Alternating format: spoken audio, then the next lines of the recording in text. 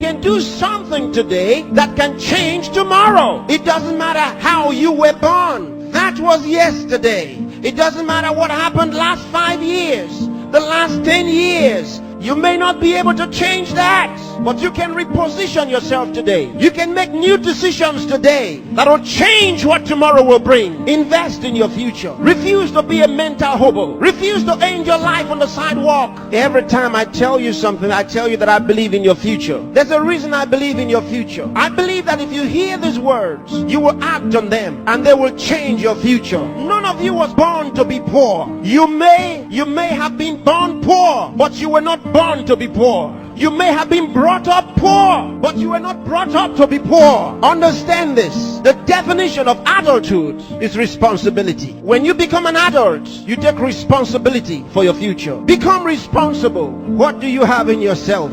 There are many who cry for help, and because there are no answers to their call for help, they feel the pains and the pangs of neglect. No, refuse to give up. Believe in what God made. God made you, and He never made a failure. Believe that God has a purpose for your life. You may have been born as a parental accident, but you are not a divine accident. God knew you were coming, and He made sufficient provision for you. There's a place for you in the world, and I'm helping you find that place.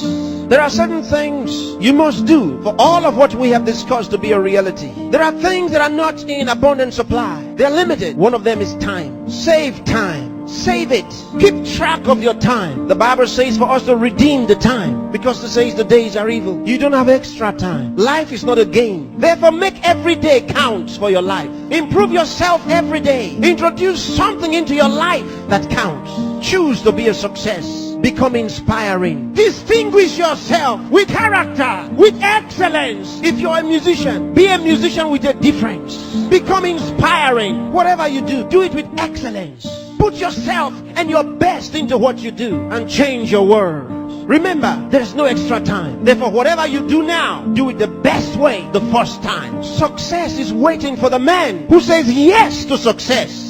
Success is waiting for the man who plans for it, who reaches out for it, who says, I'll wake up, and he wakes up, who says, I'll read this book, and he reads it, who says, I'll go to school, and he goes. Success is waiting for the man who makes a decision. So time is important. Time is important. Don't spend your time watching television 24 hours a day. Don't spend your time watching video 24 hours a day. Those that you are watching have put their best into what you are watching. Change the position. Say to yourself, I will be watched.